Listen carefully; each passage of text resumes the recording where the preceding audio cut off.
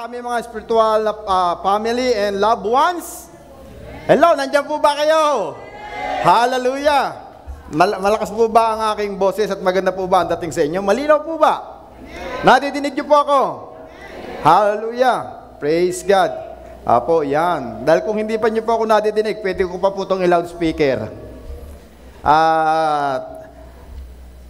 Bago po tayo mag-umpisa, tayo po muna lahat ay tumayo. Tayo ay manalangin sa umagang ito. Samahan niyo po ako sa isang pananalangin upang sa paghiling natin sa ating Panginoong Diyos sa pagkilos at pagsama niya sa ating gawain. Dakilang Diyos na makapangyarihan sa lahat patuloy, O Lord, kami nagpupuri, nagpapasalamat sa isang pribilehiyo minsan pa ng bawat panyapak, bawat kaluluwa, bawat puso't isipan, O Lord, na makadako sa lugarin mo, O God, sa umagang ito. Patuloy, O Lord, kami nagpapasalamat sapagkat patuloy ka naming nararanasan, patuloy kang nangungusap sa buhay ng bawat isa sa amin. Naniniwala kami sa umagang ito, O Lord, that you are within us, O Lord. Patuloy mo kaming sinasamahan saan man kami nandoon. Ikaw ay patuloy na nandoon, O Diyos. At ang iyong kapangyarihan, ang kaluwalhatian ang aming hinihiling sa aming kalagitnaan. We welcome you, O Lord, in the midst of us. Tanging ang gloria mo, ang grasya mo, ang siya naming mararanasan, O Lord, sa apat na sulok ng bulwagang ito. At O Lord, sa aming mga kapatiran na nanonood online, saan man sila nandoon, patuloy kaming humihingi, O Lord, ng iyong divine protection, knowledge, wisdom, understanding para sa kanila, O Diyos, upang sila nga po ay makasama din namin, O God, sa gawaing ito, O Lord, on site. Hindi lamang sa online, Panginoon, pagkos makasama namin din sila, O Lord, sa pagbibigay na pupurit, pagpapasalamat, na maranasan namin ang tunay na pagkilos mo sa tuwing kami umaawit at patuloy na nagtataas at tinataas ang iyong dakilang pangalan. Kaya Ama, marami pong salamat sa pakikipisa ng Banal na Espiritu sa umagang ito, O Lord. Patuloy namin pinagkakatiwala at ibinabalik ang lahat nito. Let your will, in your way, in your wisdom, will done or will be done in this morning. In Jesus' name we pray. Amen and amen. Makaupo na po kayong lahat. A blessed and a fruitful Christmas po sa ating lahat. Parang hindi pa po kayo pinagpala. Blessed Christmas po sa inyong lahat. Parang hindi po natin nararamdaman at nararanasan ang 13-month pay at bonus. Hindi yata kayo nagagalak doon sa mga may trabaho o wala pa. Hindi pa nakukuha. Pero yung 13-month pay, nang ibinibigay ng Panginoon, everyday natin yung nararanasan. Amen? 14-month pa to 15 months. Everyday, rumaragasa ang pagpapala ng Panginoon, hindi lamang tuwing December, sa tuwing darating ang Kapaskuhan. Amen? At yung iba, excited na ngayong Kapaskuhan. Amen? Yung iba, nag-iisip na ng kanilang susuotin, at maaari yung iba, suot-suot na yata ngayon. Tingnan mo yung katabi mo, suot na ba yung kanyang pamasko? Amoy bago ang mga damit. Amen, naggagandahan. Ang mga makeup, ang mga tag dito, eyeliner, nagpakilay na, nagpa-reband na yata, di po ba? Nagpa-puts pa, lahat ng ginawa na in-enjoy para maramdaman at maranasan yung kanilang pagod for the whole year nang matanggap nila ang bonus. Amen? At naniniwala po ako lahat tayo excited pag darating ang Kapaskuhan. Katulad nga ng ating mensahe last week, we must prepare our heart sa darating na Kapaskuhan. Amen? Prepare po ba tayo? Hindi lang po nga dapat tuwing Kapaskuhan, dapat nga po everyday prepare ang ating puso. Dahil hindi po natin alam kung kailan at kung saan ang ating Panginoon ay muling paparito upang tayo ay sinupin, tayo ay kanyang kunin na. Amen? Pero hindi pa naman po sa ngayon. Amen? Pero kailangan nating maging handa. Hindi katulad ng paghahanda natin sa tuwing darating ang araw ng Pasko.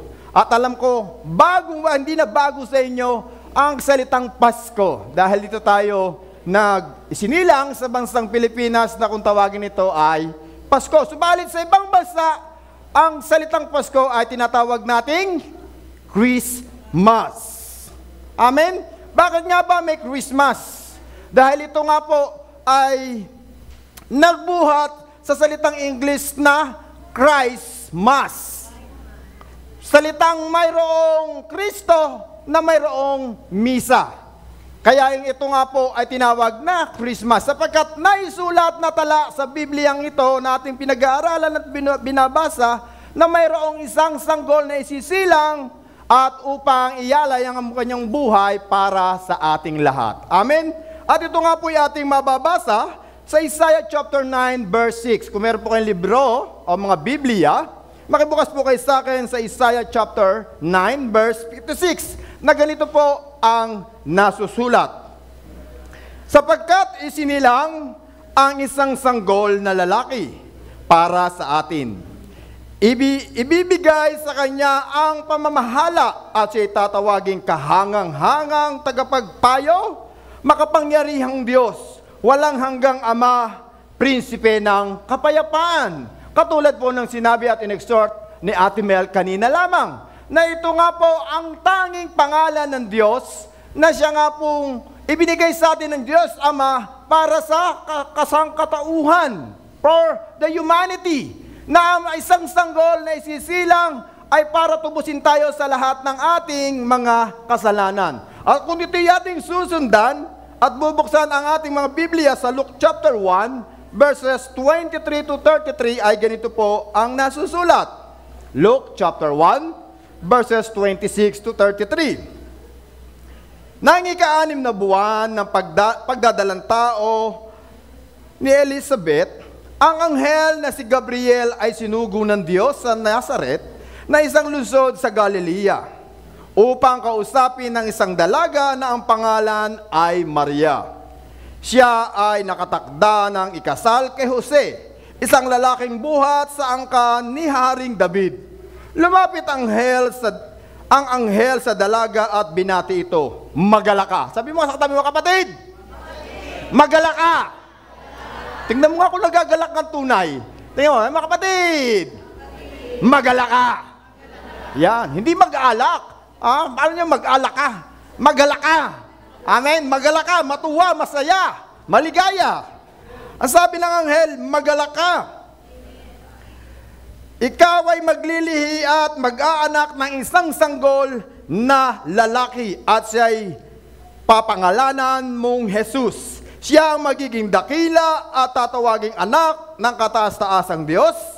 Ibibigay sa kanya ang Panginoong Diyos ang trono ng kanyang amang si David upang maghari sa angkan ni Jacob. Magpakailanman ang kanyang paghahari ay pangwalang hanggan.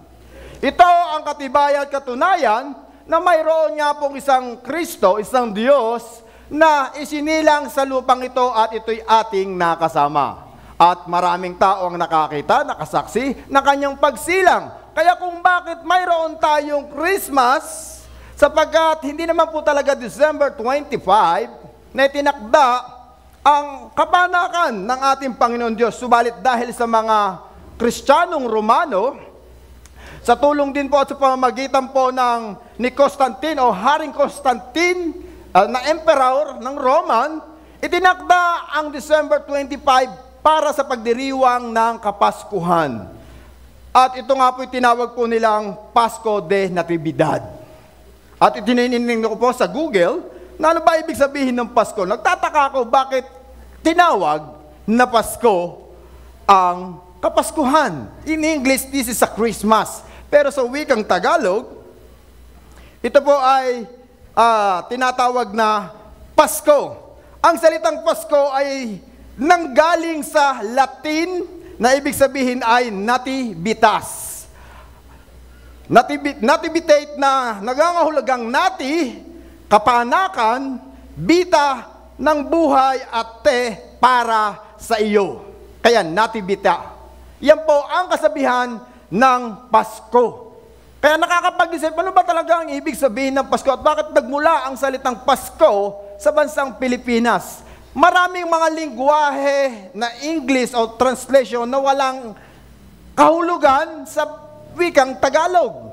Amen po ba? Marami po ba kayong ginagawang mga pagtatranslate sa Google o sa Webster na mayroong mga lingwahe tayong ginagamit pero walang translation sa ibang lingwahe? Tama po ba? ibig pong sabihin nun, hindi nag-e-exist ang word na yon sa kanilang bayan o sa kanilang country. Pero dito sa ating tekstong binabasa, kung sa English ay merong Christmas, sa ating nga pong bansa mayroong Pasko. Dahil tunay na nag-e-exist ang ating Panginoong Diyos. Amen? Marami pong nakararanas ng tunay at buhay na Diyos sa kanilang mga buhay. Amen? Na mayroong isang tunay na Diyos na buhay. At ito nga po yung nagmula noon pang 330 AD. Doon ang kauna-unahang Pasko. Ayan, meron po kayong trivia. Ano po? 330 AD. Nag-umpisa ang kauna-unahang Pasko sa bansang Pilipinas. Na ito nga po ay naganap dito sa ating bansa. At sa umagang ito, ating tatalakayin ang about Pasko. Handa ka na ba, kapatid? Marami tayong kaalaman, karunungan na nadinig na about Christmas. At ngayon po ay ating tatalakayin is about Pasko. Pasko na marahil ito'y lagi nating sineselebrate every December. Pasko na mayroon tayong kultura at nakaugalian na minsan ito ay ating, o hindi lang misa, malimit natin itong ginagawa. Nagiging kultura na ng ating lahi, ng ating bayan, na tuwing darating ang Pasko, mamimili tayo ng magagarang damit, maghahanda tayo ng mga aginaldo, maghahanda tayo ng mga pagkain na masasarap na hindi natin nakakain. I remember, nung ako po ay bata pa, at lagi ko po itong kinukwento sa aking mga anak, na kami po ay nakakatikim lang ng Milo at saka ng beer brand at saka po ng mansanas tuwing sasapit lang ang Pasko. Noong po kami mga bata, kaya yung nanay ko, pagkaalam ko, ang tatay ko ay meron ng ibinigay na grocery galing sa company every December, alam ko meron na doong nakalagay na Milo. Kaya ang ginagawa ng nanay ko, tinatago yun sa akin. Dahil lagi ko po itong pinapapak. Na natatanda ko po noong ako'y bata pa. Kaya talagang nakakaranas lang kami ng masaya at masaganang buhay tuwing Kapaskuhan. Pero nowadays, ang suswerte at mapapalad ang mga kabataan ngayon. Amen? Ngayon kung gusto mong kumain ng ng mansanas, ng ubas, araw-araw pwede kang bumili sa palengke, minsan sa SM. Amen? Ang mga kananayan natin, maniwala ka sa hindi, talagang malimit tuwing Kapaskuhan at bagong taon lang nakakatikim yan. Totoo po ba mga kananayan? Pero ngayon, everyday, pwede nang kainin. Pwede mo nang papakin ang Milo everyday. Amen? Kaya mapapalad ang mga kabataan ngayon. Dahil iyan po talaga ang nais ng Panginoon na maranasan natin yung buhay na ganap at kasiyasiya. Hindi lamang tuwing Kapaskuhan na nakikita nating masaya ang iyong katabi. Tingnan mo nga kung masaya siya. Sabi po ng anghel, magala ka. Di po ba? Masaya ka. Magsaya ka. Dahil ayaw ng Panginoon tuwing Kapaskuhan lang tayo magiging masaya pag nakakatikim at nakakatanggap ng bonus and 13-month pay at mga aginaldo buhat sa ating mga ninong at ninang. Ito'y nakaugalian natin. Pero minsan nakakapagtaka po, bakit nga po talaga namang ang mga kabataan ngayon, nakikilala lang ang mga ninong at ninang tuwing Kapaskuhan. Amen po ba mga ninong at ninang? Minsan nababangga ka na, hindi ka pa kilala. Pero pagka Pasko, kilala ka. Sorry to say and sad to say, this is reality. Nasta lang noon, pagka tayo'y may nakasalubong natin yung ninang at ninong natin, di po ba, naiwas pa tayo sa daan? Tama po ba mga katatayan, mga nanay? Naiwas tayo, nahihiya ko sininang dadaan. Iiwas tayo dahil ayaw natin makasalubong ang ating mga ninang at ninong. Pero ngayon nababangga na, parang wala pa. Hindi kilala ang mga ninot ninang. Bakit po? Kasi po naman mga nanay, mga tatay, kung magkukuha naman tayo ng godfather and godmother, wag naman natin gawing negosyo. Pambihira, hindi na magkasya doon sa birth certificate. Pag binibinyag at dinededicate ang bata, bakit? Ang ninong at ninang, 20 ang ninong. 20 ang ninong. Ang ninang. Ba ito negosyo? Kahit bigyan ng tag-100, sigurado may 4,000 na kaagad.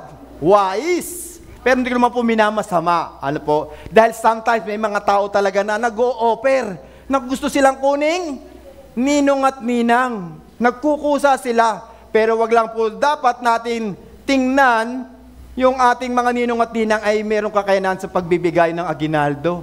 Oy, kukunin kong ninang to kasi mayaman. May sasakyan, may magarang sasakyan. Kaya magbigay ng 1,000. Amen. At minsan nga, napakasakit mapakinggan. Minsan, sa mga inaanak, pagka inabutan mo ng 20 pesos. Masakit talaga sa mga kabataan. Kasi once in a year lang yata kayo nakikita, bibigay mo aginaldo is 20 pesos lang. Diba? Baka galing pa doon sa 13, pamasahe, balikan ni 80. Ibibigay mo ay 20 pesos. Diba? Hindi makakasama ang loob noon. Pero lugi. Tama po, lugi. Sa madaling sabi, pero nowadays matalino na. Ninang at ninong, ito na ang GCash account ko. Wow! High-tech na. Ano, di ba? Tumatanggap na ng GCash ngayon. Pero naman po, kahit man naman po piso a day, mag-ipon tayo para may maibigay tayo sa ating mga inaanak. Ano? Naikwento ko lang about Kapaskuhan. Kaya minsan, nagiging burden sa atin ang Pasko dahil nga po sa ganitong kultura at pananaw na ating nakakasanayan sa ating bansang Pilipinas. Dahil sa ibang bansa naman po ay makatanggap lang ng simpleng regalo, masaya na ang mga bata. Pero dito, tinitingnan pa kung talagang makapal yung pulang envelope, yung hongpao. Wow! Ang kapal ng hongpao, pagbukas, puro mamiso. Ang bigat. Di ba? Nagbukas ng alkansya si ninong at ninang. So, sa ating bansa lang po talaga malimit ay tinitingnan natin yung kayang ibigay ng mga ninong at ninang na aginaldo. Pero hindi naman po ito ang tunay na kahulugan ng Pasko sa ating buhay bilang isang Kristiyano. Ako po ay aminin ko sa inyo sa hindi, maniwala man kayo, yung akin pong mga anak ay lumaki rin po na hindi po namin sila itinulak na mamasko sa kanilang mga ninong at ninang. Pero mapalad po ako kasi yung mga ninong at ninang nila ay kusang hinahanap ang aking mga anak upang bigyan ng aginaldo. Dahil ayoko po silang tulak na sasamahan mo ang anak mo para mamasko. Di ba nakakahiya din naman? No? Paminsan-minsan. Sana wag lang Pasko ipasyal yung kanilang mga anak para makilala ang mga ninong at ninang. Sana everyday o sometimes. O kaya kung may pagkakataon. Amen? Kaya itong Pasko ay nagbibigay malimit sa ating kasiyahan sa matatanda, sa mga bata at lalong-lalo na sa mga musmos pa lamang. Dahil sa kanilang murang edad, meron silang tinatawag na pagiging inosente sa mga bagay na kanilang nakikita at nararanasan sa buhay. Subalit sa ating pong mga matatanda na meron ng kaisipan at kaunawaan, ano ba talaga ang ibig sabihin ng Kapaskuhan? Kaya ito ang ating pag-aaralan sa umagang ito. Meron po akong mga bagay na dapat natin pag-aralan about Pasko. At ang number 1 is ang Pasko. Sabihin mo nga, ang Pasko. Andiyan po ba kayo? Yan. Sabay-sabay po tayo. Sabihin natin, ang Pasko. Yan. Itong Pasko ay tumutukoy sa mga bagay na iyong pinagdaanan, ang iyong nakaraan for the whole year. O sa panahon na ikay nag-iisa, sa panahon na ikaw ay nalulungkot, sa panahon na maaari kay pumasok sa marriage life, sa panahon na ikay nagtatrabaho, sa panahon na ikay nasa kamusmusan, sa panahon na ikay nagkaroon ng kaisipan. Ito ang iyong past. Ito ang iyong nakaraan. Na ibig sabihin po ng inyong past ay dapat nating tingnan hindi para ma-discourage, subalit para tayo ma-motivate, para tayo ma-inspire, para tayo gumawa ng mga bagay na dapat nating itama sa lahat ng ating pagkakamali. Amen po ba? At meron nga pong kasabihan, those who cannot remember the past are condemned to repeat it again. Ang mga tao daw hindi naaalala ang kanilang nakaraan ay muli itong nangyayari ng paulit-ulit. Sapagkat malimit, hindi tayo natututo sa ating mga nakaraan. Lalong-lalo na hindi tayo natututo sa naranasan at naramdaman ng mga taong nauna sa atin. Dahil mas gusto natin sa ating buhay na tayo mismo ang unang makakaalam, makakaranas, at gagawa ng mga bagay na dapat nating gawin according sa ating hinaharap sa buhay. Amen po ba? Are you with me? Dahil kahit anong gawin mong payo, pag-aaral, pagtuturo sa mga bata, sa mga anak natin, at sa bawat isa na nandito sa umagang ito, sometimes hindi natin natutupad na susunod ang mga pinagagawa ng ating Diyos sa ating buhay. Hindi tayo natututo sa pagkakamali ng ibang tao, sapagkat ang katwiran natin, iba naman sila, iba naman ako. Pero parehas lang kayo ng sitwasyon. Parehas din kayo ng naging desisyon. Kaya walang malimit nagkakaroon ng pagkakaiba o hindi natin masasabing hindi tayo natututo sa mga past ng nauna sa atin. Amen? Are you with me? Dahil nga po, mayroon mga bagay na dapat tayong matutunan sa ating mga nakaraan. Maaring mga bigo sa pag-ibig. Tingnan mo nga kung katabi mo kung yan ay broken-hearted. Ramdam mo ba na sila ay may pinagdadaanan? Na para bang tuwing sasapit ang Kapaskuhan, ayaw mong tumingin sa kalendaryo. Dahil iisipin mo na inggit ka sa kalendaryo, buti pa ang kalendaryo, may date. Ako wala. Ayan, nalulungkot tayo sa mga pagdarating ng Pasko. Napapag-isip tayo na sabihin natin, Pasko na naman, ngunit wala pang biyanan. Masyado tayong nagmamadali. Hindi tayo natututo doon sa pagkakamali ng mga taong nauna sa atin o sa mga taong nakagbibigay ng karunungan at kaalaman according to their own mistake. Marami po niyan, hindi lang sa inyong mga katabi at inyong magulang. Malimit nga po nasa Bible pa. Hindi lang po tayo nagiging aware. Amen? We have a lesson to learn in the past. Una, learning the lesson of the past allow you to build personal testimony on the solid bedrock of obedience, faith, and the witness of the Holy Spirit.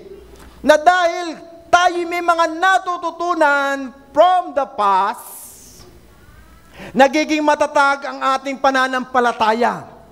Nagiging matagumpay ang ating mga ginagawa sa ating buhay dahil sa pagkakamali ng ibang tao o the man of God na nating nababasa sa Bibliang ito. At ang pangalawa, learning the lesson of the past allow you to walk boldly in the light without running the risk of stumbling in the darkness.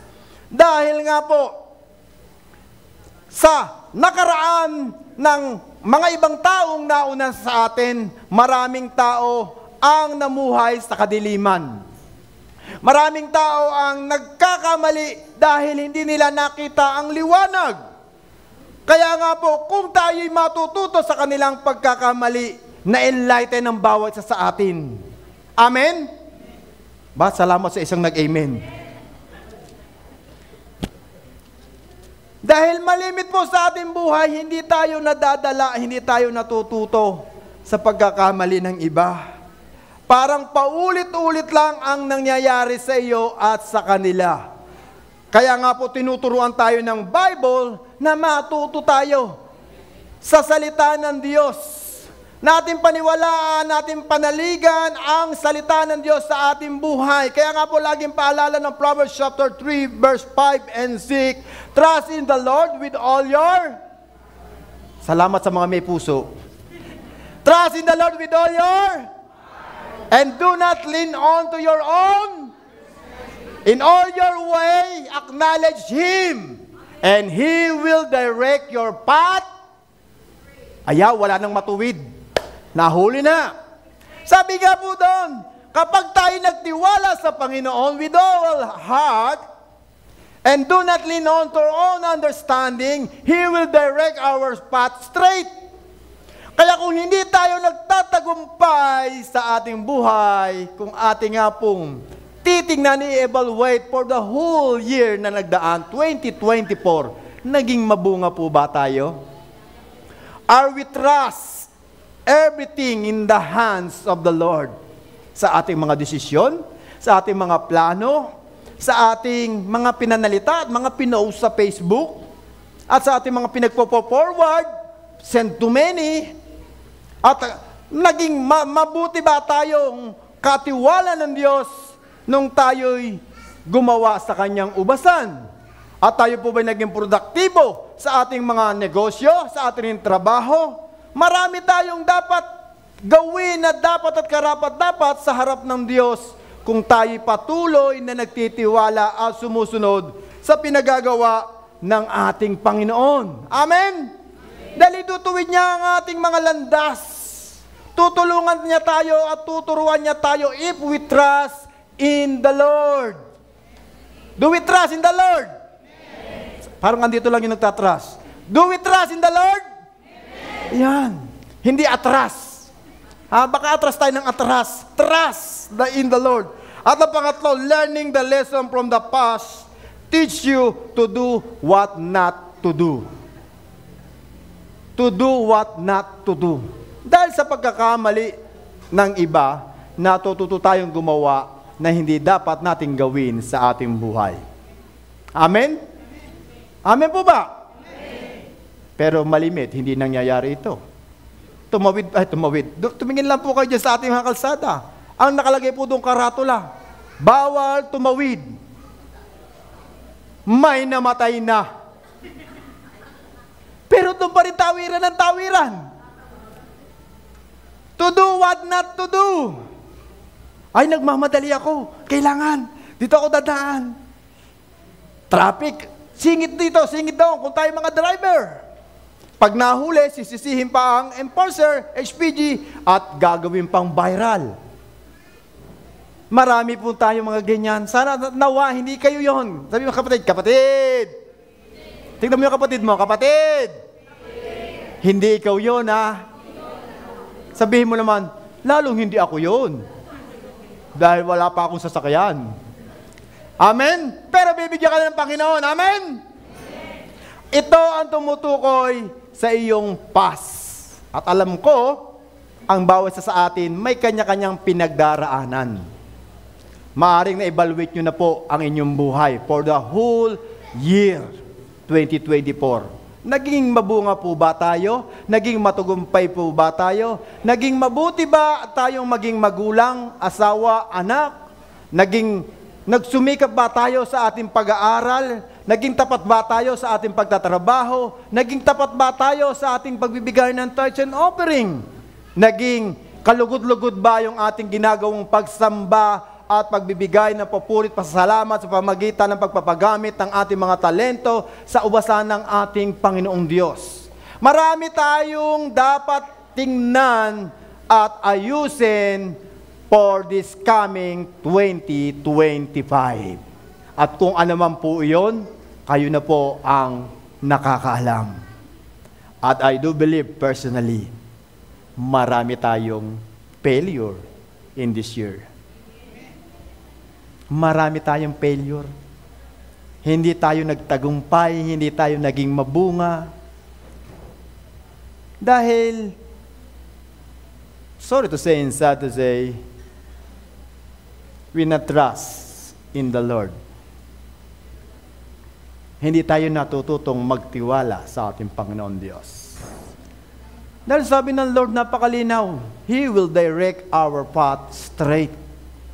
Kaya kung hindi mo nararanasan sa buhay mo ngayon, na nagiging masaya ka, nagiging matagumpay ka, nagiging mabunga ka, nagiging fruitful ka sa iyong buhay, pananampalataya, maging sa iyong negosyo, maging sa iyong relasyon, sa iyong asawa, let us evaluate ourselves.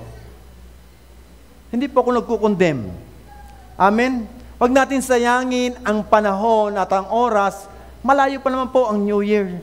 May pagkakataon pa na pwede nating ayusin, baguhin ang ating buhay sa ating mga pagkakamali on the past. Hindi ko po alam kung ano yon. Pero I do believe personally, kung tayo ay susunod, tayo ay gagawa ng mga bagay na pinagagawa ng Panginoong Diyos, marami tayong matututunan. Hindi lang sa iyong sariling pagkakamali, maging sa pagkakamali ng ibang tao. Maging sa mga taong tumatayo sa iyong harapan. Hindi dapat tayo maging inggitin. Dapat maging ma-inspire pa tayo sa mga taong pinagpapala ng Panginoon Diyos. Nakikita natin yung pagpapala ng iyong katabi. Tingnan mo nga yung katabi. Mukha bang blessed and fruitful for this year? Tingnan nyo nga po. Na nakikita mo silang puro di alahas, na parang may hepa, sa dami ng kwintas, ng hikaw, ng pulseras, ng singsing, meron ng wedding ring, may promise ring, meron pang engagement ring, at higit sa lahat, mayroon ding supper ring. Dahil lahat ng tagumpay, mayroong supper. Amen? May pinagdadaanan yan. Hindi lamang ang mabubuting bagay ang nakikita mo. Dapat tingnan mo din yung mga pinagdaanan nila bago nila nakamit ang tinatamasa nila sa kanilang buhay. Amen? Lalo na ngayong Pasko. Nananawagan pa minsan, sa aking mga OFW, na kaibigan, loved ones, kapatid, mga anak, baka naman, Pasko na naman. Nakakalungkot isipin na humihingi ng pamasko. Humihingi ng pasalubong, wala namang pabaon. Marami po tayong kaugalian na hindi magandang pakinggan. At kinaugalian na po natin to, nakasanayan na. Kaya nagpapasa-pasa, nagsalinlahi na sa ating mga henerasyon. Kaya bilang isang Kristiyano, magbago na tayo ng pag-iisip. Amen? Alam ko, meron tayong mga past na dapat ito'y lumipas na sa atin bilang mga Kristiyano. Amen? Wala na yung lumang pagkatao. Tingnan mo nga kung siya bago ng nilalang. Tingnan mo nga po. Huwag po sa akin kayo tumingin doon sa katabi nyo. Tingnan nyo nga po kung siya bago ng nilalang. Wala nang lumang pagkatao. Ang gusto ng Panginoon, natatransform tayo from glory to glory. From holiness to holiness. Amen. Nagiging banal tayo. Nagiging paganda ng paganda ang ating buhay. Palago ng palago, payaman ng payaman. Dahil yan ang nais iparanas ng Diyos sa ating buhay. Na lagi tayong maging maligaya, hindi lang tuwing sasapit ang Kapaskuhan. Nawa laging ang December para lagi nga pong magaganda ang ating mga damit at suot. Amen, maaayos. Sa pagkapangkaraniwang araw, kung ano na lang yung ating maisuot, well, kung hindi ko naman po minamasamaan yung mga damit, sabalit minsan, kapag nga mayroong mga party, Christmas party, pinaghahandaan nating maigi ang ating mga susuotin. Amen? Nakabili na po ba kayo ng pang Christmas party? Wala pa. Nagpe-pray pa. Nag-isip na. Pero, nagbabalak na. Di ba excited tayo? Pagka mayroong mga Christmas party, naghahanda na tayo ng ating mga susuotin. Pero nawa din po sana, sa tuwing darating ang linggo, maging excited tayo kung ano yung ating susuotin. Amen? Na bakit? Makikipag-ugnayan tayo sa Panginoon Diyos. Hindi ko man po minamasama kung anong damit na mayroon tayong sinusuot, pero ang pinakamahalaga, malinis at maayos yung ating puso't isipan. Sa tuwing lalapit tayo sa ating Panginoon Diyos. Dahil ang Panginoong Diyos, laging nagpapala sa mga taong sumusunod at tumutugon sa kanyang pinagagawa. Dahil ang nais ng Diyos, maging matagumpay ka. Amen? Na maging passer tayo. Ito ang ating pangalawa, ang Pasko. Una, ang Pasko. Ang pangalawa, nandiyan pa po ba kayo? Ang Pasko. Ito naman ay tumatalakay, tumutukoy sa mga na-achieve mo, na-receive mo, at naabot mo na sa iyong buhay. Amen? Parang wala yatang nagtagumpay, Wala yatang nag-improve. Wala yatang nag-grow in spirit. Maging sa kanilang finances, wala pa po bang breakthrough? We always declaring breakthrough upon breakthrough sa ating buhay, sa ating finances, sa ating pong negosyo, sa ating relasyon. Imposible na wala tayong nakakamit alinman sa mga iyon. Kailangan nating makita yung mga tagumpay ng ating buhay. Hindi natin makita ang mga bagay na ito dahil malimit nakatuon tayo sa mga material na bagay.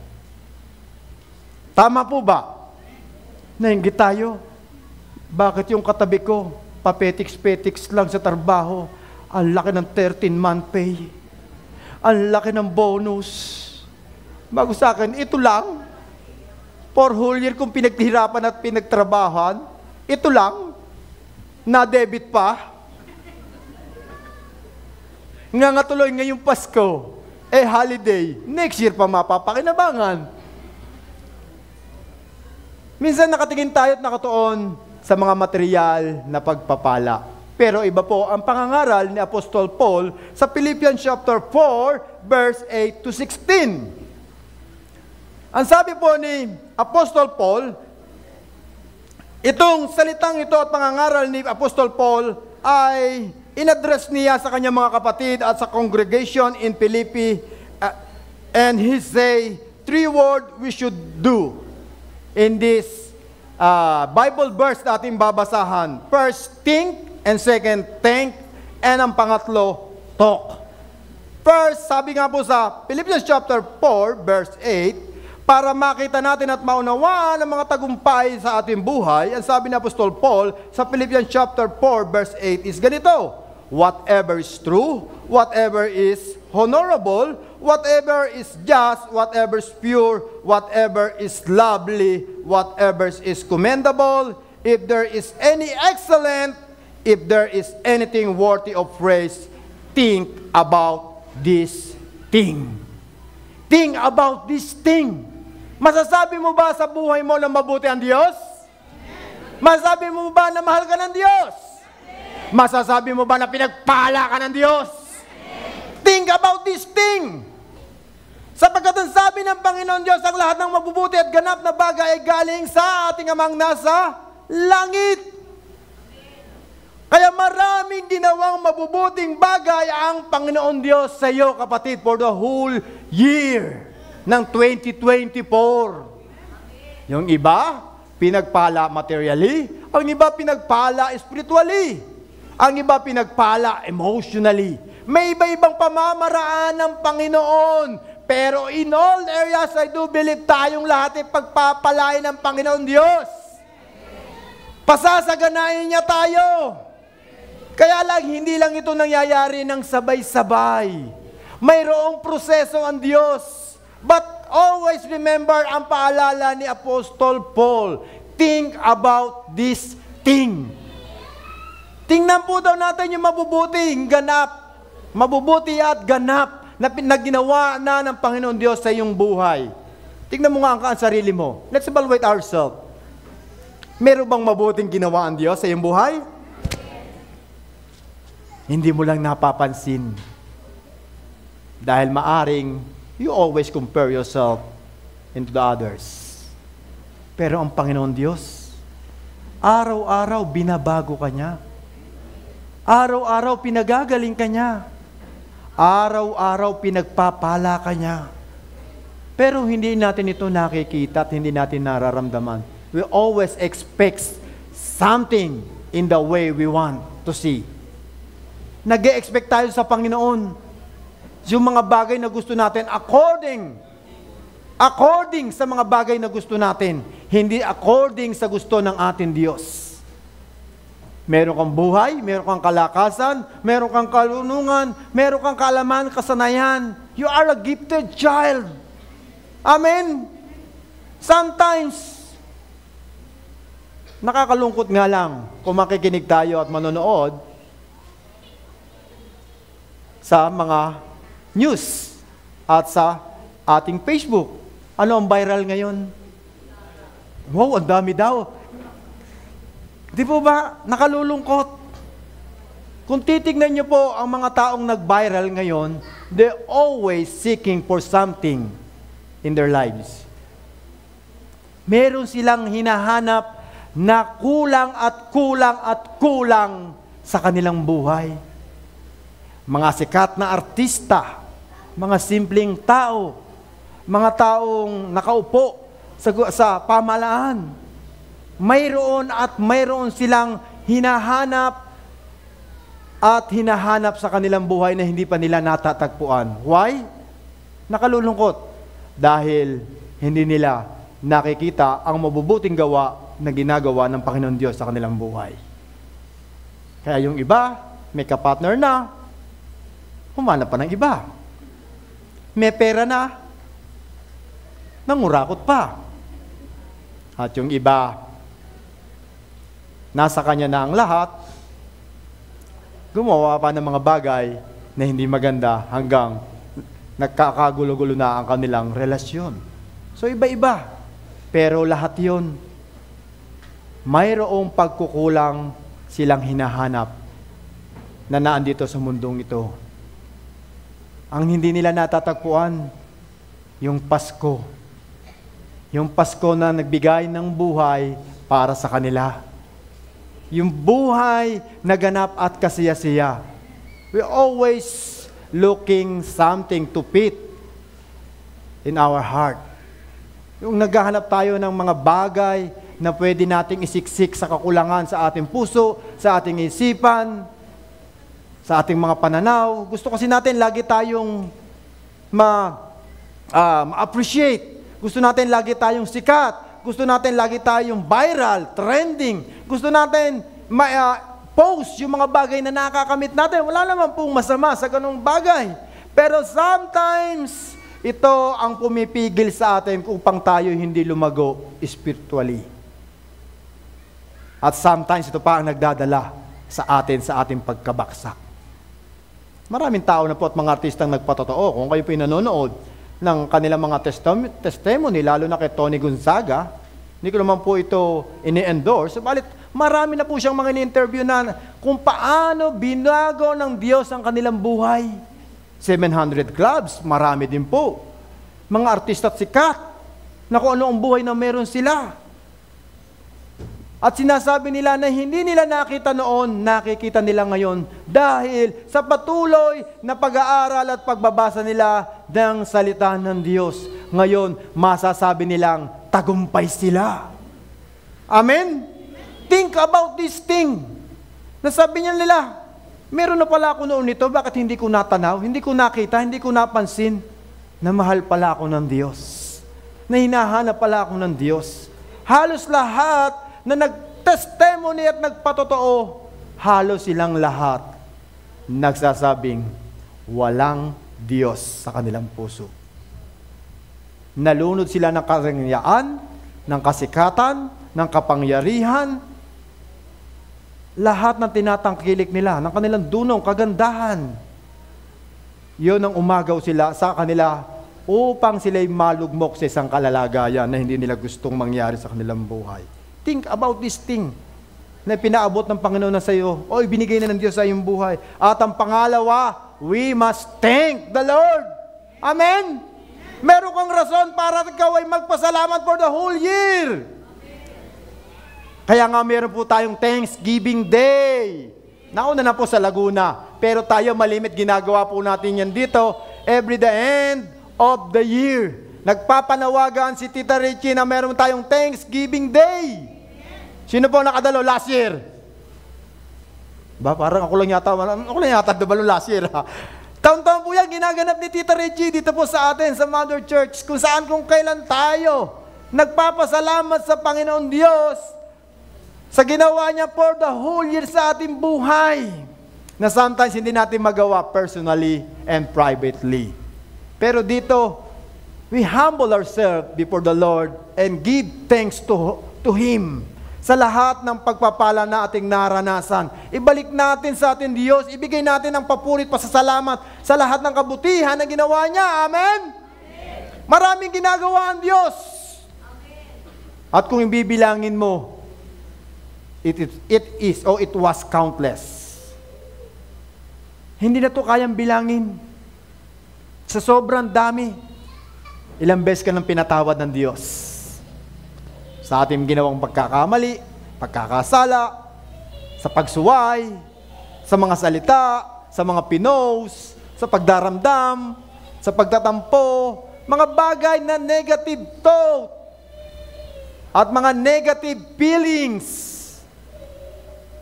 na ating ginawa. Pero dahil sa pag-ibig ng Diyos, tayo ay nakatatayo, nakakapagpatuloy by the grace of God. Amen? Kaya we have a reason to thank the Lord. Kaya nga po tayo ay umaawit, nagpapasalamat sa ating Panginoon Diyos dahil sa ating mga naranasan sa ating buhay. At alam niyo po ba, ang taong talagang nakararanas ng kabutihan ng Diyos ay yung taong talagang taos-pusong nagpupurit, nagpapasalamat sa ating Diyos na buhay. Yung talagang nakikita mo, nararanasan mo na mabuti pala ang Diyos sa ating buhay. And He deserved to thank Him. Dahil sa kabutihan niya, nailigtas ka sa kamay ng iyong boyfriend, ng iyong girlfriend, sa mga kusong hindi mo dapat kunin, sa trabaho na hindi mo tinanggap, sa negosyo na hindi mo dapat binuksan, sa mga paglalakbay na pag-iingat niya sa iyo.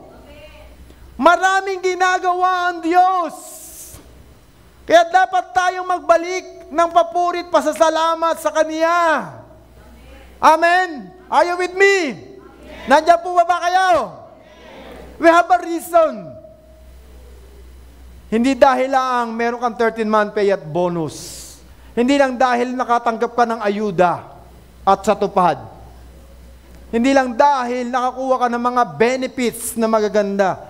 Nagpapasalamat ka dahil meron kang Diyos sa iyong puso. Yung iba hindi maka-amen. Bakit po? Wala po ba ang Kristo sa inyong puso? Hindi po ako na may personal. Tinutumbo ko lang kayo.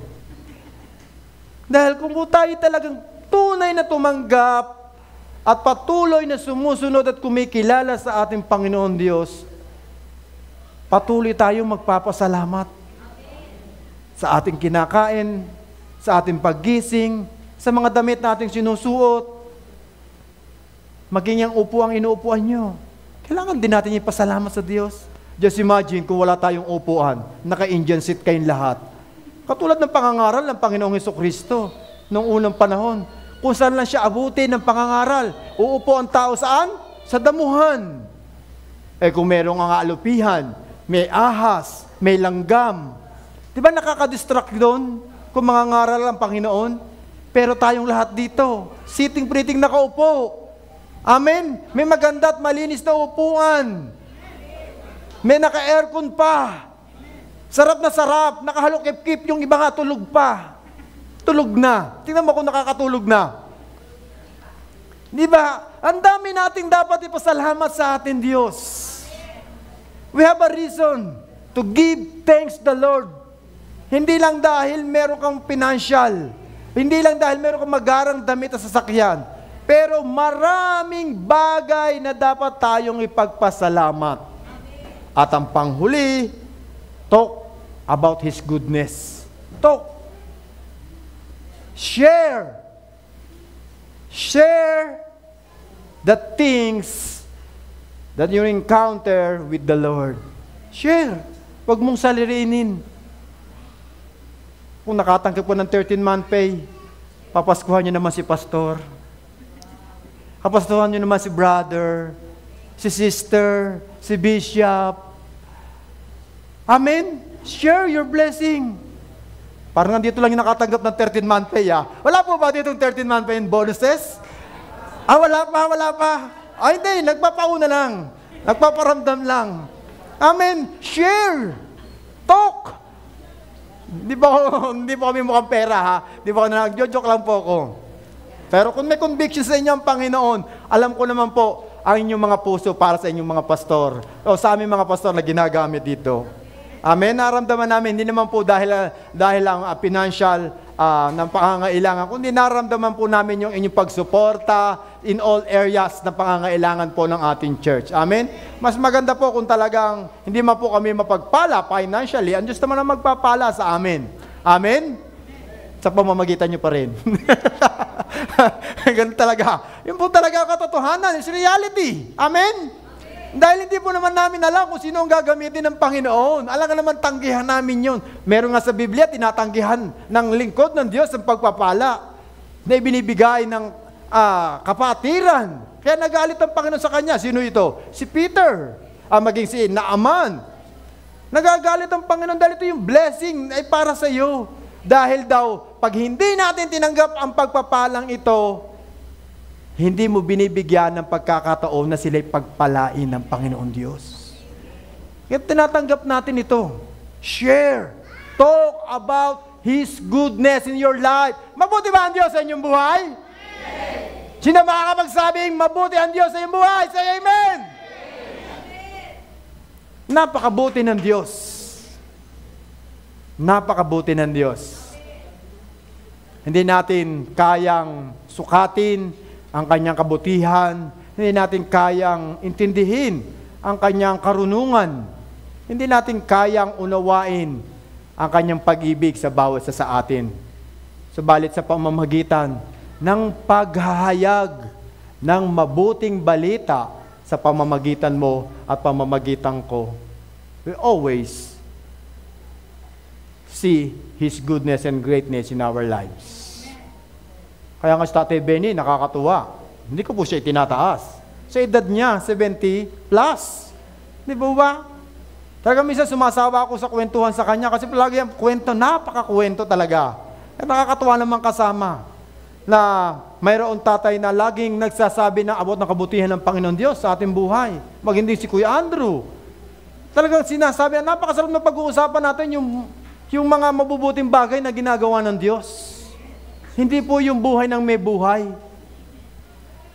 Noong araw pagka wala ka sa grupo, nawala ka sa usapan ng mga grupo. Tama po ba? Pero nowadays, pag nawala ka sa grupo, kayo po ang may sabi niyan. Ikaw na ang issue sa grupo. Magkaiba. Pero kung pag-uusapan natin ang salita ng Diyos, sabi ni Apostol Paul, talk. Talk. Share. Share natin yung kabutihan ng Diyos. Hindi lang dahil meron kang hinandang gift. Pwede po ba ang abutan natin ang bata ng regalo o ginaldo? Anak, mahal ka ng Diyos. Magagawa po ba natin yon? Sa ating mga magulang, Tay, I love you with the love of the Lord. Masabi po ba natin yon?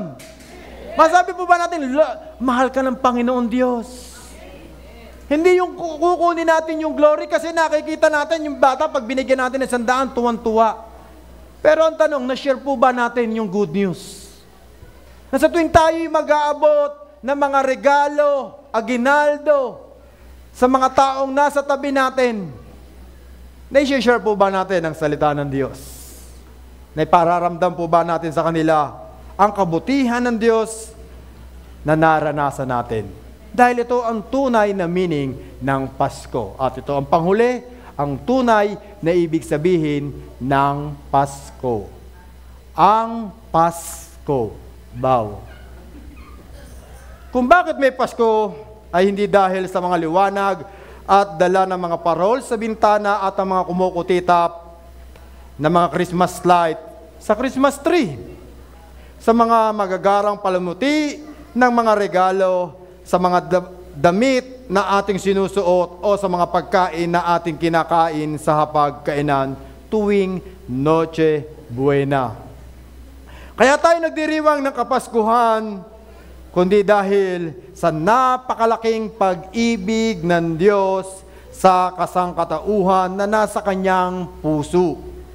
Kaya ibinigay niya ang kanyang buktong na anak na si Jesus na manunubos ng sanlibutan, na nagbibigay ng pag-asa, kapayapaan at kaligtasan sa ating lahat. Sapagkat ang sabi po ng John chapter 1 verse 14 na ang salita ay nagkaroon ng katawang tao.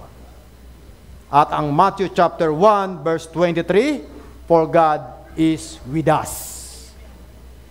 Dahil nga po sa pag-ibig ng Diyos o sa pamamagitan ni Jesucristo, tayo nagkaroon ng relasyon sa ating Amang nasa langit hanggang sa kanyang pagbabalik muli dito sa atin. hindi para iyalay muli ang kanyang buhay, kundi para tipunin ang lahat ng sa Kanya. Ang Pasko ay isang paraan upang ipaalala sa atin, mga mahal sa buhay, ang tunay na kahulugan ng buhay, at ito rin ang tamang panahon upang papapasukin natin sa ating puso si Jesucristo nang matanggap tayo ng pag-asa, kagalakan at kapayapaan sa ating buhay. Hindi lang dahil sa regalo, sa aginaldo o sa pagkain na ating tinatamasa kung kaya tayo nagdiriwang ng Pasko. Subalit dahil mayroon isang Diyos na nagmamahal, mayroon isang Diyos na umiibig, mayroon isang Diyos na nagbuwis ng buhay para sa kaligtasan ng bawat isa sa atin, at mayroon isang Diyos na nagsakripisyo para sa iyo upang ikay managana sa lahat ng bagay. Iyan ang kahulugan ng Pasko. Dahil sa iyo, kaya mayroong Pasko. Dahil sa iyo, dahil sa akin, dahil sa ating lahat, dahil gayon na lamang ang pag-ibig ng Diyos sa sanlibutan, kaya ibinigay niya ang kanyang bugtong na anak na Jesucristo upang ang sinumang sumampalataya ay hindi mapahamak, bagkus magkaroon ng buhay na walang hanggan. In this Christmas, we can celebrate together with our family, our loved ones, our friend, our co-pastor, leaders, sa iba't ibang panig ng mundo, maaaring sa lugar na ito. But don't forget the true essence of Christmas sa ating buhay. It's all about giving. It's all about giving. This is a chance to forgive and forget. This is a chance na abutin natin ang mga taong hindi natin nakakasalmuha, nakakasama. It is a chance na muli nating pag-alabin yung ating relasyon sa ating asawa, sa ating anak. May pagkakataon pa sa ating buhay. May pagkakataon pa ang ibinibigay ng Diyos upang tunay na maranasan natin ang kahulugan ng Pasko. Ang Pasko ay nasa sa iyo kung paano mo ito tatanggapin, kung paano mo ito lalakaran, kung paano mo ito ipapasamuhay, at kung paano mo ito ibibigay at ibabalik sa ating Diyos na buhay. We all deserve sa lahat ng bagay na inilaan ng Diyos, dahil ikaw at ako ay mahal ng Diyos.